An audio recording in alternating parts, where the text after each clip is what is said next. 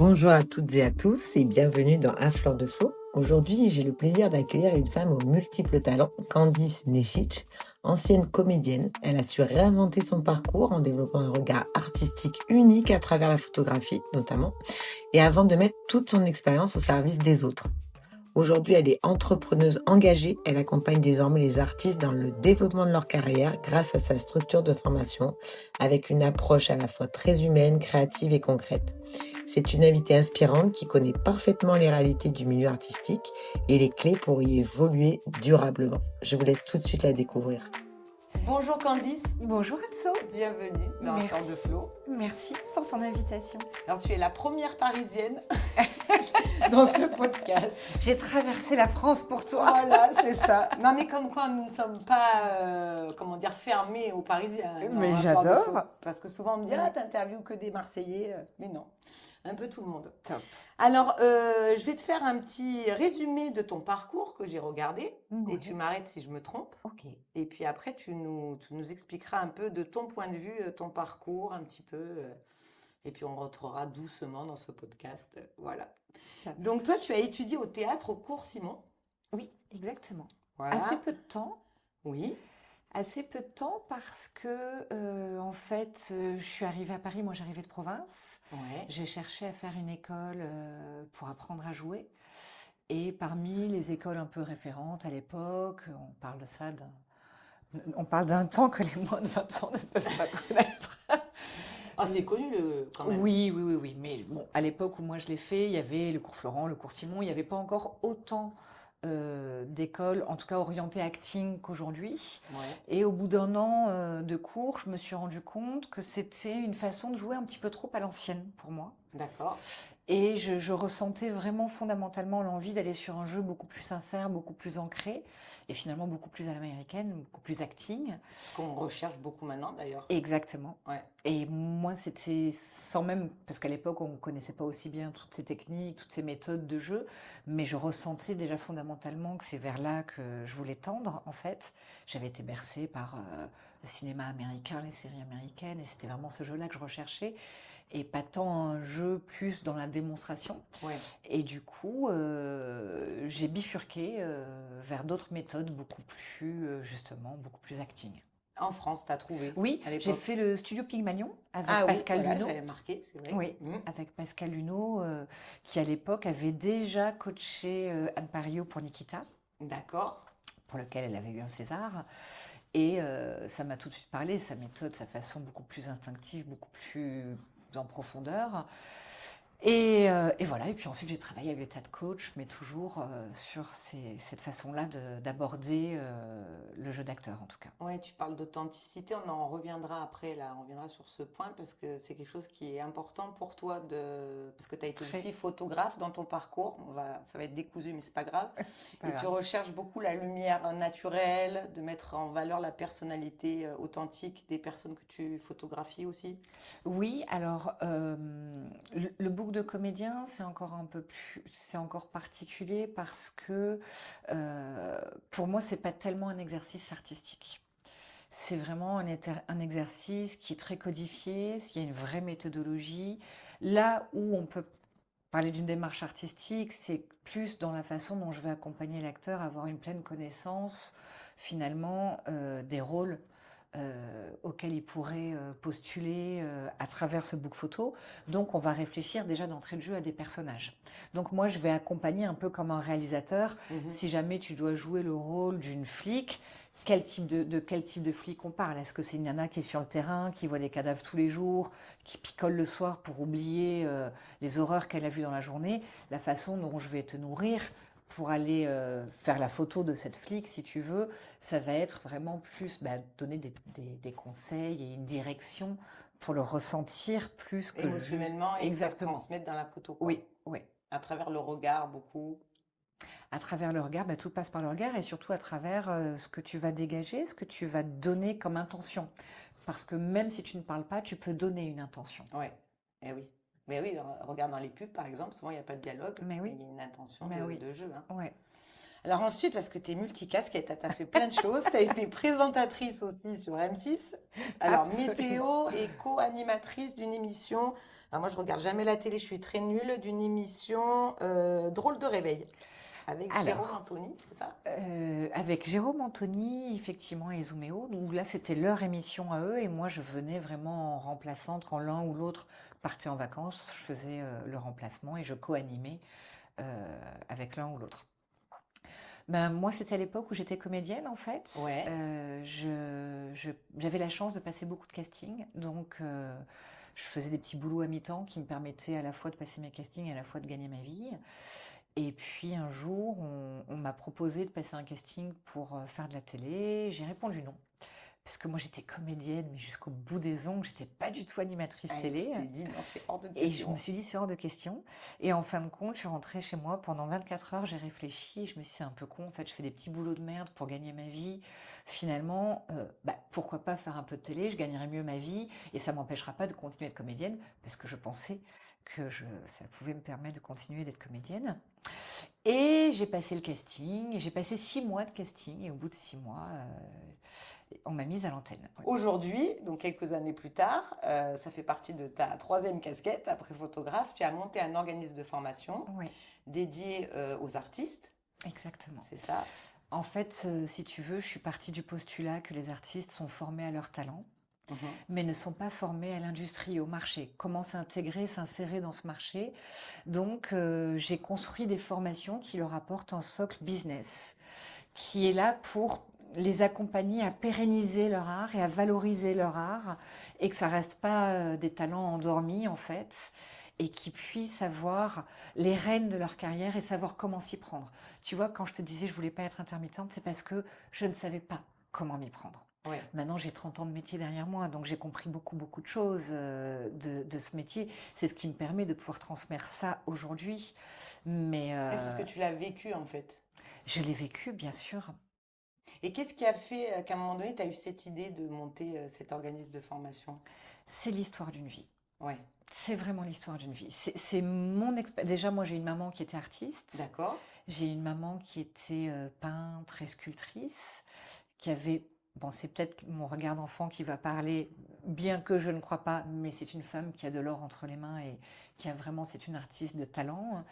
Et je l'ai vue se gâcher toute sa vie à ne pas savoir se vendre, à ne pas avoir les codes pour savoir comment s'insérer dans ce milieu. Et j'ai vu ses œuvres dormir et croupir à la maison sans que personne ne les voie, ni qu'elle puisse les vendre. Donc mon histoire de vouloir donner ces armes-là aux artistes, la jeunesse, c'est qu'elle vient déjà, moi, de mon histoire d'enfant avec ma maman. Ouais. Ensuite, moi, en tant que comédienne. Et puis ensuite, quand je suis devenue photographe, quand les comédiens venaient chez moi, au-delà de la photo, c'était toujours un moment où on partageait sur là où ils en sont, ce qu'ils font, est-ce qu'ils ont un agent, est-ce que ceci, est-ce que cela. Et j'avais déjà cette réflexion, cette envie d'aller plus loin, en fait. Et puis, ça fait au moins, je dirais 7, 6, 7, 8 ans que j'ai en tête l'envie de créer un organisme, une école, quelque chose qui accompagne les artistes sur l'après. Il y a tout ce qu'il faut pour accompagner les artistes au niveau de leur talent. Il y a des super Oui, formations, oui, de bien sûr. super écoles. Mm. Mais moi, c'est pas ça qui m'intéresse. Moi, c'est vraiment, OK, comment je vais vous accompagner maintenant à pouvoir en vivre? Eh oui, avec du talent. Là, on va voir ta tête devant la caméra. Et cet organisme peut être finançable par France Travail et l'APDAS, c'est Tout à ça? fait. C'est un organisme qui est certifié, ce qu'on appelle Calliope. Ouais. C'est un agrément qui me permet de bénéficier des OPCO. Les OPCO, ce sont les organismes d'État qui financent les formations. Donc moi, pour les artistes, c'est l'AFDAS et France Travail. Oui, parce qu'il peut y avoir des gens qui sont inscrits à France Travail, qui veulent avoir une reconversion, qui se sentent une âme d'artiste et qui veulent être coachés. Parce qu'il y a un petit côté coaching aussi dans ton organisme. Enfin, toi, personnellement, tu les accompagnes vraiment aussi. Alors moi, pour le moment, ce ne sont pas des accompagnements individuels, ce sont des accompagnements en groupe, D'accord. mais qui restent sur mesure dans le groupe. Ok. C'est-à-dire que quand ils repartent avec une stratégie, ils repartent vraiment avec une stratégie individuelle. Mais on va se nourrir de l'énergie du groupe et de mon regard, moi, personnel, et de leur réflexion à eux, pour venir dessiner cette stratégie. Ok. Et là, au niveau énergie, parce que tu parles beaucoup d'énergie, le fait d'avoir monté ça, d'avoir pu entreprendre cet organisme, qu'est-ce que ça te procure au quotidien? Beaucoup de stress, parce que beaucoup de responsabilités, beaucoup de choses que je n'avais pas à gérer quand j'étais artiste, Ouais. mais en même temps, la plus grande des satisfactions de toute ma vie. Ah. Ah, donc ça s'est bien contrebalancé. Ah là là, tu peux pas imaginer. Parce que vraiment toucher du doigt, et toi-même tu dois le savoir parce que tu as fait du développement personnel, même si c'est pas ce que je fais, mais ressentir concrètement que tu aides les gens pour de vrai, dans le concret, dans le réel, ça n'a pas de prix. Ah ouais, c'est Ça n'a clair. pas de prix. Et de les voir grandir et Ah se là là, révéler, c'est tu peux très pas très beau. savoir. Ouais, Mm. pour moi, c'est la plus belle chose que j'ai accomplie de ma vie. Trop beau. Mais heureusement qu'il y a des gens comme toi, tu vois, qui transmettent aussi par rapport à leur Ouais, expérience et qui arrivent à canaliser justement ces talents. Parce que c'est vrai qu'on peut ouais. avoir beaucoup de talents aujourd'hui, et encore plus aujourd'hui qu'avant, je pense. Mais avec les réseaux, etc., si tu sais pas communiquer et te vendre, Ah ben malheureusement, tu ne peux pas, ou en tout cas, moi, ce que je dis toujours aux artistes que j'accompagne, c'est que vous avez le droit. Ça peut être totalement légitime de dire, moi aujourd'hui, je ne veux pas être sur les réseaux sociaux, ça ne m'intéresse pas. Tu as le droit, ça, c'est ton droit. mhm. En revanche, moi, ce que je vous demande, c'est d'avoir une pleine conscience des choix que vous faites. C'est OK, tu peux ne pas aller sur les réseaux sociaux, mais tu sais qu'aujourd'hui, si tu ne le fais pas, tu te prives d'avancer, en tout cas à un certain niveau de ta carrière et à une certaine vitesse. Ouais, c'est sûr. Mm. Tu te prives d'une Bon, visibilité, on a toujours le choix. on Après, a toujours parce le qu'il y en a choix. hein, qui font ce Oui, choix-là et qui marchent quand même. exactement. Mais c'est important quand on fait des choix, pour moi, Mhm. d'avoir conscience des conséquences de nos choix. Ah oui, bien sûr, ouais. Parce qu'on ne Sinon, on peut n'est pas pas, libre. exactement, et puis on ne Mm. peut pas se dire, moi je veux réussir, je veux faire une carrière, mais je ne veux pas être sur les réseaux, je ne veux pas ceci, je ne veux pas cela. Ouais. À ce moment-là, accepte. Moi, je sais qu'un jour, j'ai un comédien qui m'a dit, voilà, moi, ça fait 20 ans ou 25 ans que je suis comédien, ça fait une dizaine d'années que j'ai développé une activité où j'ai créé des personnages pour les enfants, dans des goûters d'anniversaire pour enfants. Mais je leur fais vraiment, il me dit, des spectacles absolument incroyables. Il me dit, je m'éclate, j'adore ça dans mon arrondissement. Je suis la star des goûters d'anniversaire. Toutes les célébrités font appel à lui pour leurs enfants, etc. Et il s'éclate. Et moi, c'est ce qui m'importe aujourd'hui. Quand on parle d'une carrière, moi, je ne parle pas de devenir... Oui, en tête d'affiche et que tout le non, monde te c'est connaisse. de Oui, oui. trouver ton épanouissement et là Ta où... propre carrière avec ta vision. Exactement, Ouais, ouais. exactement. Oui, c'est ça qui est important aussi. Oui. Qu'est-ce que tu voulais faire quand tu étais petite, à l'âge de entre 6 et 10 ans, on va dire? En tout cas, à partir de 10 ans, les choses sont très claires. Je voulais être comédienne. Ah oui, voilà. Ouais, Oui, 10 ans, c'est souvent l'âge quand même. oui, Tu vois, on a dépassé, je oui. veux être la maîtresse. Mais je ne me l'étais pas avoué parce que je ne venais, dans ma famille, il n'y avait pas d'artiste, en tout cas du milieu du cinéma, parce que ma maman était une artiste, mais rien à voir avec ce milieu-là. Je vivais dans le sud. Tu vivais où dans le sud, toi? Moi, j'ai vécu dans le Languedoc, toute la région, Montpellier, Béziers, Cap d'Agde, Ok, dans ce ça coin-là. va, tu te rapproches de nous quand même, t'es pas totalement parisienne. Non, je le suis depuis 29 ans bientôt, mais non, non, j'ai grandi dans le sud. Et D'accord. puis moi, je suis surtout réunionnaise à la base. Je suis née à La Réunion, je suis Voilà, je me réunionnaise. disais, il y a des petits traits métissés un peu. C'est vrai, Ouais, hein? ouais, ouais, ouais. Ton papa, tu m'en as pas parlé? Mon papa, lui, il est réunionnais. D'accord. Il est de maman mauricienne et de papa créole réunionnais. Et moi, je suis réunionnaise, je suis née à La Réunion.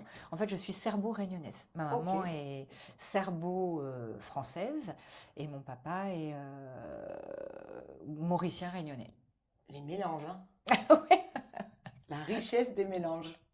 C'est trop ouais, il beau. y a beaucoup de mélange. Et si tu devais parler à la petite fille, on va dire à 15 ans, on va dire ado, parce qu'à 10 ans tu savais, mais Ouais, tu ne te l'avouais pas que tu voulais être comédienne, ouais. on va dire à 15 ans, en pleine adolescence, si tu devais la recroiser là et lui parler, tu lui dirais quoi? Tu lui donnerais quoi comme conseil avec toute l'expérience que tu as maintenant? Hmm. Je lui dirais que tout ce qu'elle va traverser de difficile dans la vie ne sera que pour le meilleur et qu'elle s'inquiète pas. Qu'elle attende que la tempête passe quand elle va passer, parce que ce sera que pour le meilleur derrière. Et la plus grosse tempête, tu t'en rappelles que tu as eue? Oui, Ouais. ouais. T'avais quel âge? Il y a eu beaucoup de tempêtes. Il y a eu beaucoup de tempêtes. Mais la plus grosse, j'étais déjà adulte. D'accord. Et comment tu as géré ça? C'était au niveau professionnel ou Non, personnel? personnel, Personnel. ouais. Comment tu as appréhendé ça? Comment tu as géré? Quelles ressources tu as eu de besoin? Euh, tout mon organisme, tout mon corps, toute mon âme s'est mis en pause, en fait, s'est mis à l'arrêt, a arrêté de fonctionner. Donc, j'ai appris bien plus tard que ça s'appelait un burn-out. Mais Parce qu'à l'époque, on n'en parlait pas encore, c'est non. ça? Mm. Mais et tout le monde me disait que c'était une dépression nerveuse, mais en fait, c'était pas du tout une dépression, c'était véritablement un burn-out. Mais c'est pas pareil, Quand hein. le cerveau, le corps se met complètement à l'arrêt, on ne peut plus rien faire. C'est ça. On est vraiment complètement à l'arrêt. C'est bien que tu en parles parce que beaucoup de gens pensent que confondent dépression et burn-out. D'ailleurs, les Oui, médecins eux-mêmes, des fois, disent vous êtes en burn-out, alors que pas du tout, hein. C'est pas parce qu'on pleure qu'on est en burn-out. Le burn-out, ça grille de l'intérieur, hein. C'est-à-dire qu'on exactement. peut s'arrêter en train de C'est conduire. on-off. Voilà, c'est ça. Il se Vraiment, passe c'est plus tout rien. d'un coup, le corps ne peut plus bouger, ne peut plus avancer. Donc, comment tu as affronté cette tempête et ce burn-out-là? Comment tu t'es reconstruite? Alors en fait, ce qui m'a permis de me reconstruire, c'est de réussir à couper avec ce qui avait provoqué ça. Et notamment, j'étais dans une relation toxique, dangereuse, à la fois physiquement et mentalement. J'étais avec un homme extrêmement violent et j'étais sous emprise, donc j'ai mis beaucoup d'années à réussir à m'en sortir. Ah oui. Et pourtant, quand je l'ai rencontré, j'étais une femme libre, indépendante et forte. Ça veut rien dire, ça, hein. Donc ça ne veut vraiment absolument rien dire. Et donc j'ai mis des années à réussir à m'en sortir jusqu'au jour où j'ai réussi à m'extirper. Et c'est en m'extirpant que je me suis retrouvée tout de suite. En fait, c'est fou parce que c'est comme si le avant, je suis quelqu'un qu'on considère de solaire, de pleine de vie, etc. Pendant toute la période où j'étais avec cette personne, les gens ne me reconnaissaient pas. Les gens qui me croisaient me disaient mais c'est pas possible, on dirait qu'on t'a volé ton âme, comme si j'étais Un zombie. vide, Ah ouais. un zombie. Et dès que j'ai réussi à m'extirper, j'ai retrouvé Le tout. soleil est Ah revenu. mais totalement, totalement. Et tu as été entourée par des psys? Oui, Oui. oui, oui, oui. Oui, oui, oui. La Oui, oui, oui. famille aussi? Oui, parce que j'ai Parce que t'en vraiment. parlais pas à ta famille, j'imagine? Or, ma famille l'a su. Tout le monde a essayé de me venir en aide, mais on ne peut pas venir en aide à quelqu'un qui est sous emprise. C'est seulement nous et nous seuls qui pouvons avoir cette prise de conscience pour réussir à en sortir. Parce que tu le savais au fond de toi que tu étais sous emprise, ta petite Ah voix? oui, mais même pas que ma petite voix. Oui, tu savais tout Ah, court, mais quoi. bien sûr. Et j'essayais d'en De partir. sortir, mais tous les 2 jours. Ah oui. Et ça a duré des années. Ah oui, des années. Mm. Et comme t'as pas réussi à avoir le déclic, c'est ton corps qui s'est arrêté. En Ça a fait, été mon bénéfique corps s'est finalement, ce burn-out. arrêté assez rapidement. Je dirais que, je dirais peut-être au bout de 3 semaines, un mois, parce que au moment où la violence a commencé, en fait, c'est très rapidement que mon corps s'est mis à l'arrêt. Parce D'accord. que c'était une violence continue, quotidienne, psychologique, physique à tous les niveaux. Et mon corps, ça a été trop. Ça a été trop. C'était une surcharge de stress qui était trop en fait, qui était invivable. Donc mon cerveau s'est mis à l'arrêt. Mais tu es quand même resté avec cette personne-là. Mais en Quand ça fait, s'est c'est mis. terrible parce que comme mon cerveau s'est mis à l'arrêt, comme mon corps s'est mis à l'arrêt, je ne pouvais plus travailler, Non. je ne pouvais plus Tu rien étais encore faire. plus sous Donc j'étais emprise. encore plus sous emprise. Je suis tombée à sa merci en Ah fait. ouais. Et le paradoxe de ces hommes-là, et on le sait, c'est que ce sont à la fois les hommes les plus dangereux, mais qui se positionnent aussi comme des protecteurs, soi-disant, Sauveur, oui. comme des sauveurs. Mm. Donc lui me faisait croire qu'il allait me sauver de cet état, que je faisais une dépression. Mais quand on est dedans, en fait, on ne peut plus y voir clair. C'est C'est le impossible. brouillard total. C'est le brouillard total, en fait. On sait que tout ça n'est pas normal. On sait que nos amis, notre famille essayent de nous en extirper. Mais on n'y arrive pas. On n'a plus Et tu les te armes. souviens du déclic le jour où tu as ressenti ce truc d'un coup, tu as Ouais. rebasculé dans le soleil là? Oui, oui, oui, oui, je m'en souviens. Je m'en souviens. Au bout de 3 semaines, un matin, je me suis réveillée. Je me suis réveillée et ça a été comme quand mais vraiment l'image est réelle, comme quand on se noie, qu'on tombe au fond de la piscine, qu'on met un grand coup et qu'on remonte. Ça y est, tu avais touché le fond. Oui. Et là, ça a mis 3 semaines où je suis retombée Et au bout de 3 semaines, je me suis démenée pour retrouver le premier petit boulot qui soit n'importe quoi. Et c'est en trouvant ce petit boulot que j'ai réussi à petit à petit retrouver cette force. Et qu'est-ce que tu conseillerais à ces femmes qui malheureusement vivent ça au quotidien, parce qu'il y en a encore beaucoup? Si jamais elles regardent ce Mm. podcast, tu vois, ça peut peut-être leur Ouais. faire un déclic parce Mm. qu'elles le savent en regardant, parce que ce que tu vas dire, ça va forcément leur parler. Mais alors, j'ai découvert un film qui parlait d'une institution qui existe depuis 2016, qui n'existait pas autant à la période où moi ça m'est arrivé. Et je leur recommanderais de courir ventre à terre vers cette institution qui s'appelle la Maison des Femmes, Ouais. qui est extraordinaire. Je ne sais pas si tu as vu ce film. Non, j'ai pas vu le film. Oh là là, j'ai pleuré, mais pleuré à chaudes larmes. Je m'y attendais pas du tout parce que je suis tout à fait capable aujourd'hui de parler de cette histoire de ma vie avec beaucoup de détachement parce que maintenant c'était il y a longtemps. Et puis Mais tu t'es reconstruite et je depuis. me suis évidemment reconstruite depuis. Mais quand j'ai vu ce film, j'ai fini le film, mais vraiment en sanglots, mais en sanglots d'émotion, aussi de beauté que des endroits comme ça existent aujourd'hui pour accompagner les femmes qui vivent ce genre de choses. Donc la maison des, La f- Maison des la Femmes. maison des femmes. Oui, Voilà, regardez le film. oui. Et puis Et après, il y a plein de professionnels qui peuvent vous bien sûr, accompagner, bien sûr. même en toute discrétion. Oui. Parce qu'au début, Mais c'est... tu sais, le problème, c'est que aujourd'hui, je suis capable de dire que j'ai été victime de violences conjugales. Mais pendant que j'étais dans cette histoire, et même encore quelques années après, je refusais cette étiquette. Eh, Parce que comme j'ai combattu cette violence, je ne prenais pas cette violence en plein fouet en me protégeant et en acceptant. Je partais vraiment au combat. Je me considérais un peu comme un gladiateur. mm, C'est-à-dire qu'à partir du moment où la violence commençait, je rentrais dans l'arène jusqu'à ce que mort s'en suive, je me relevais. eh Je me oui. relevais et je me relevais et je me relevais. Donc à partir du moment où j'avais cet état d'esprit de guerrière, je ne pouvais pas me considérer Comme une victime. exactement. Eh oui. Et j'ai mis des années avant de comprendre que j'ai été une véritable victime de violence conjugale. Eh oui. Ah oui, ça Mm. met du temps. Mais ça met du temps. Après, cette énergie que tu avais en tant que guerrière, tu l'as mis maintenant Oui, dans tous tes projets. exactement. Parce que il faut être une Exactement. guerrière pour Oui, monter un organisme comme ça de formation oui, en étant une femme. oui, C'est vrai, hein? oui. Bravo. Merci pour Merci ton beaucoup. témoignage. Comme quoi, on peut avoir un fort caractère, être très libre et se faire quand même Oui, manipuler par quelqu'un oui, de pervers narcissique. Parce que oui. c'est le mot. Hein. Et surtout, j'en avais jamais parlé parce que l'occasion s'était jamais présentée, mais effectivement, je pense que c'est important que les femmes qui me voient sur les réseaux sociaux se disent c'est une nana qui est pleine d'énergie, qui réussit, qui fait plein de choses, qui accompagne les gens, qui est lumineuse, qui est Et solaire. oui, tu renvoies Mais une image incroyable, tu vois, de perfection dans la réussite, dans la beauté. Donc c'est bien que tu parles de ce oui, et côté. puis je n'ai pu avoir cette énergie de construire tout ça, d'aider les autres, je pense que aussi parce que j'ai vécu ça. Ah oui, ça c'est sûr. Ouais, ça c'est le côté humain Mm, que aucun autre entrepreneur ou entrepreneuse peut avoir quand t'as pas vécu ça. mm. Tu vois ce que je veux dire? Ah ben, tu as une force de vie, une force de transmission, Je une dis pas force qu'il faut d'aide. vivre ça pour être super Non, bon, non, ça c'est sûr, non. mais au moins tu as transformé Mais l'essai quoi. oui, Faut bien que ça serve à quelque chose, ben ouais, parce que bon, c'est tellement horreur que...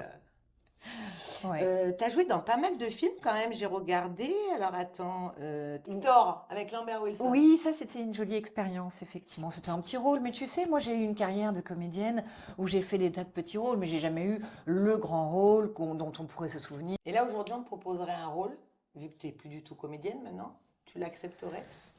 Mais déjà, j'aurais pas le temps.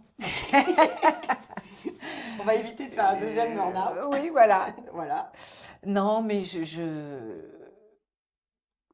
sais pas je sais pas. Mais, très honnêtement, je n'ai pas le temps de toute façon. Et deuxièmement, ce serait vraiment, il faudrait que ce soit un truc absolument incroyable, Et que phénoménal. le scénario te plaise, etc. Oui, Ouais, le rôle. réalisateur, le rôle, tout, il faudrait que ce soit vraiment un cadeau miraculeux tombé du ciel. Les planètes alignées. Oui, mais non, ce que je fais aujourd'hui m'épanouit, me comble. J'ai aucune envie d'aller chercher encore à être comédienne. Je ne suis plus comédienne. Voilà, J'ai- tu es entrepreneuse, on peut dire Exactement, ça. exactement. Et Oui, dans les 5 prochaines années, tu voudrais faire quoi? Parce que là, tu as déjà réalisé un rêve de oui. devenir entrepreneuse, de monter cet Mhm. organisme. Est-ce que tu as un rêve que tu voudrais réaliser là, prochainement? Alors, je ne sais pas si je peux en parler parce que c'est encore officieux, mais oui, j'ai un rêve qui est la prochaine étape de cet organisme de formation qui est en train de se construire. Donc, c'est pas vraiment un rêve parce que je m'y emploie au quotidien, mais qui devrait, C'est un si tout prochain se passe objectif. bien, oui, exactement. Comment tu cherches tes sources d'inspiration? Parce que être entrepreneuse, tu vois, c'est bien parce que toi, tu as une carrière artistique, mais tu es aussi entrepreneuse, donc chef d'entreprise, entre guillemets. Oui, On fait appel à de la créativité aussi quand bien on est sûr, entrepreneur, peu bien importe ce sûr, qu'on entreprend. totalement. Comment tu te nourris au niveau de tes inspirations? Déjà, je suis quelqu'un qui suis en permanence en train de me nourrir de tas de choses, que ce soit sur les réseaux, dans un film, dans une musique, dans plein de choses. Et surtout, moi, je pense que je suis quelqu'un de très connecté à mon inconscient. Et il y a des gens qui pratiquent la méditation pour aller se nourrir de leur inconscient. Moi, je ne médite pas, je ne pratique pas la méditation, mais j'ai ce moment de somnolence entre le moment où je vais m'endormir et où je suis pas complètement endormie. C'est des moments où j'ai beaucoup, beaucoup, beaucoup de choses qui lâchent et qui viennent. Eh oui, Quand mais c'est j'étais... l'état que tu retrouves quand tu fais une méditation, Exactement. Oui. semi-sommeil. Et quand j'étais encore une artiste, enfin je serai toujours une artiste, mais quand j'avais encore le temps de créer, on va Oui, dire, puisque quand j'ai été photographe, j'ai aussi travaillé dans le milieu de l'art contemporain. J'ai fait beaucoup d'expositions en tant que photographe, en tant qu'auteur photographe. Et toutes mes séries de photos que j'ai faites et qui ont été exposées me venaient dans ces états de somnolence et de semi-conscience, en fait. Donc, je suis quelqu'un de très à l'écoute de mon intuition, de mon ressenti et de là où je sens qu'il est bon pour moi et pour les autres, du coup, oui. que j'aille. J'ai une tendance à savoir quand même très clairement là où je veux aller. Oui, tu as la vision, comme on dit. Ouais, ouais. Et alors, comment t'es plutôt quelqu'un d'organisé dans ton quotidien quand tu te mets au travail, par exemple? Tu as des rituels, Alors, je n'ai jamais été organisée de ma vie. Oui. Bon, ça rassure, hein, comme quoi. J'apprends à le devenir. J'ai la Ouais. chance d'avoir une collaboratrice Qui comble qui est ce extraordinaire, qui est très organisée et qui comble ça. Donc, mon équipe avec qui je travaille me met des repères quand ce même. cadre. Moi, je sais ce que je veux, ça part dans tous les sens et eux, ils mettent le cadre. D'accord. Voilà. Ah ouais, c'est hyper complémentaire. Ouais, Ça doit être un ouais. instinct, en fait. Ben, je suis une Eh artiste. oui, voilà, c'est ça. Je suis une artiste entrepreneuse, donc je bâtis, je construis, mais j'ai appris à le devenir et puis aussi en m'entourant des bonnes personnes pour m'aider à construire aussi, bien sûr. Et comment tu t'entoures des bonnes personnes? Et ben, je suis très intuitive. Voilà. Voilà, bah, si vous n'avez pas d'intuition, rentrez chez vous. Mais comment on Non, développe cette mais intuition? j'ai une connaissance de l'être humain. J'ai toujours été passionnée par l'humain. J'adore observer les gens. Je peux passer des heures. Je me souviens quand j'étais jeune, je passais des heures à observer les gens. En tant que comédienne, j'ai beaucoup travaillé sur l'analyse du comportement humain. Moi-même, j'ai beaucoup travaillé toute ma vie sur moi-même dans des psychanalyses avec des psys, etc. Cette recherche de comprendre le fonctionnement de l'être humain est quelque chose qui me passionne, qui m'a toujours animée. Et aujourd'hui, du haut de mon grand âge, je commence à Grand comprendre un âge. petit peu tout ça. Et oui, le morphotype aussi, comment Ouais, dire, la un petit peu. morphopsychologie. Ouais, ouais. Oui, à force de maîtriser ce Ouais, sujet, tu ressens les gens, du oui. coup, qui Oui, oui, t'entourent. oui. Oui. On va faire un petit jeu. Mm. Tu vas tirer, parce que moi j'adore jouer. Ouais. On va tirer un petit, enfin toi tu vas tirer un petit papier au hasard. Le champ ne donne rien à la main immobile, c'est ça? Ouais. Ah bah alors là, je suis à 100% d'accord. Mais à 100% d'accord. Et quand je te parlais tout à l'heure, Ah, mais la phrase te va ah comme ben, un gant là, mais pour le coup. totalement. Je crois fondamentalement au fait que on bâtit, on construit et que c'est En étant dans une dynamique. exactement, Mm. exactement. Ah oui. Bah d'ailleurs, qu'est-ce que tu conseillerais comme 3 piliers vraiment importants à quelqu'un qui veut devenir artiste ou entrepreneur, peu importe? À quelqu'un qui veut devenir artiste entrepreneur, on va dire. Oui, voilà, c'est ça. L'artiste entrepreneur, ces trois piliers, pour moi, ça va être déjà l'analyse. de poser les choses pour comprendre où on va, pourquoi, dans quelle direction, qu'est-ce que je veux réellement faire, pourquoi j'y vais, qu'est-ce qui m'anime, euh, qu'est-ce qui fait que j'ai pas réussi à un endroit, qu'est-ce qui s'est joué dans mes points forts, dans mes points faibles. L'analyse, pour moi, c'est la base de tout, de l'artiste entrepreneur, Oui. je parle. Mhm. L'analyse, ensuite, ce que je te disais tout à l'heure, d'être en conscience, ne pas se mentir, accepter de se regarder pour de vrai, vraiment, et ne pas trop réfléchir. Parce Savoir que qui on parfois, est, quoi. savoir qui on est. Et trop réfléchir, parfois, empêche d'avancer, empêche de passer à l'action. À un moment donné, il faut juste faire, Mhm. et après on avise, on Même si voit, on- même si on se trompe. Et se tromper, pour moi, l'échec est un cadeau, en fait. C'est en se trompant qu'on apprend et qu'on devient meilleur et qu'on devient plus fort, plus performant, plus intelligent, plus tout. Donc, faites, passez à l'action, trompez-vous et ça vous rendra plus fort et plus grand et plus talentueux et plus performant. Parfait, bah, c'est 3 bons conseils, hein. Eh ben, écoute, merci. On va faire un autre jeu. Oh, Eh ben oui. Alors, ça s'appelle du tac au tac. je Donc, suis toi nulle qui en es très tac au tac. connecté à ton inconscient, tu vas laisser ton inconscient répondre, tu ne Oh réfléchis merde. pas. Tu veux répondre le plus vite possible, même si ça te paraît une énorme connerie. Au Oh, pire, on je suis coupera, c'est nulle pas à très grave. ça. Mais Parce non. que je m'auto-juge, je vais Ah bien. non, il faut pas, mais Bon, je non. vais essayer, je T'auras vais pas le essayer temps de de me foutre la paix, t'auto-juger, c'est là. pas C'est sûr. très léger comme question, t'inquiète. Si tu étais une fleur, Ben, j'ai forcément une rose, mais bon, c'est complètement cliché oui, et mais c'est la rose qui te bateau. vient. Oui, mais parce que c'est la première chose qui m'est venue en tête. Mais si je devais y réfléchir, c'est peut-être pas la rose que j'aurais donnée, mais c'est pas grave, restons sur la rose. Une émotion. Si t'étais une La émotion. joie. Si t'étais un livre. Un livre de développement personnel. Si t'étais une époque. J'aurais adoré être dans cette époque des années 60, jupe crayon, stiletto, très Jackie féminine. Kennedy, Oui, hein, c'est exactement. ça. J'adore. Très classe. Un regret, si t'étais un regret. Mais attention, les années 60 que pour le style, hein, Ah oui, pas pour oui, la pas pour le condition de la reste. femme, hein, Ouais, pas au pour le secours. reste. Non, On a non. bien compris. Si j'étais quoi, tu Un dis? regret. Un regret? Faut-il avoir des regrets? Je suis pas sûre. Je crois que tout ce qu'on traverse, tout ce qu'on vit nous nourrit en fait. Je crois pas beaucoup aux regrets. Ok. Et remords. Aux remords, en revanche, alors ça c'est dramatique. Est-ce que j'ai des remords? Oh, je dois en avoir une quantité. Ouais. Bah, vaut mieux avoir des remords que des Ah regrets, ouais, non? Moi, je suis assez d'accord pour ouais, ça. ouais, ouais. Si t'étais un homme, tu serais qui? Dieu? Ah bah écoute, tant qu'à faire, tant Quelle qu'on horreur! peut Cette prendre. réponse de mégalo absolument horrible! Non, si j'étais Ah non, un mais je vais homme. le laisser. Zeus. En toute simplicité, Voilà, tout écoute. simplement, écoute. Ton Dieu Quelle horreur. intérieur que tu Mon écoutes. Dieu intérieur. Voilà. Oui, absolument. Je préfère Si mille fois ça. Ouais, c'est pas mal ça. Oui. Si t'étais un animal, Un félin. si t'étais un objet, J'aimerais être en tout cas un objet qui apaise. Donc, un bol tibétain, oui, voilà, oui. par exemple. Donc si t'avais un pouvoir magique, ce serait lequel? De me téléporter. Ah ouais, ce serait bien. Tu serais Ouais, pas obligé de prendre l'avion et tout. ouais. Ce serait génial.